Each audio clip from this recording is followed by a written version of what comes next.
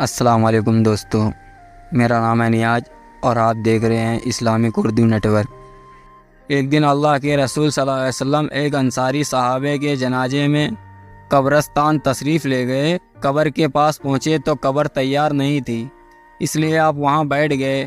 ساتھ جانے والے صحابہ بھی آپ کے گرد اس طرح خاموش بیٹھ گئے جیسے کہ ان کے سروں پر پرندے بیٹھے ہوں۔ آپ کے ہاتھ میں چھڑی تھی، آپ اس سے زمین کھودنے لگے۔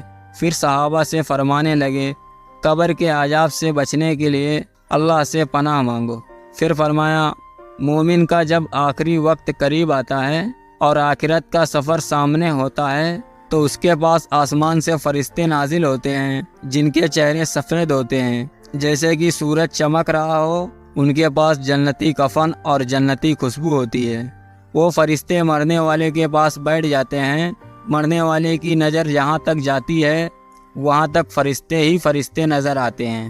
پھر ملک الموت علیہ السلام تشریف لاتے ہیں اور ان کے سرہانے بیٹھ کر فرماتے ہیں، اے پاک جان، اللہ کی مغفرت اور رضوان کی طرف چل۔ پھر مومن کی روح اس طرح بہتی ہوئی بدن سے نکلتی ہے جیسے ماسک سے پانی نکلتا ہے۔ ملک الموت اس روح کو لے لیتے ہیں۔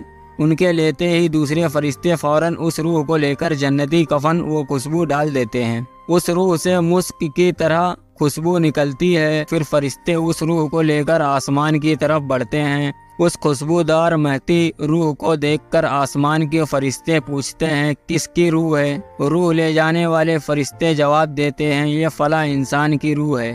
اس طرح فرشتے اسے لے کر 7ویں آسمان پر پہنچ جاتے ہیں۔ اس کے بعد اللہ کا حکم آتا ہے، اس بندے کے کاموں کا حساب کتاب الین میں لکھو اور روح کو واپس زمین پر لے جاؤ، کیونکہ میں نے اسے زمین سے پیدا کیا ہے، وہی لوٹاؤں گا اور پھر وہی سے اٹھاؤں گا۔ چنانچہ اس کی روح واپس لا کر اس کے بدن میں ڈال دی جاتی ہے۔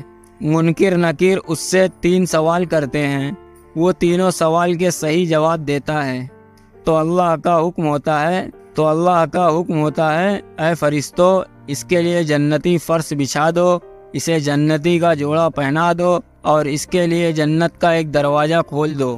اس طرح ایک مومن کا آخرت کا سفر ختم ہوتا ہے۔ اللہ تعالی ہمیں اسلامی زندگی جینے کی توفیق دے اور ہمیں اپنے ایمان پر چلنے کی توفیق عطا فرمائے۔ اگر آپ اس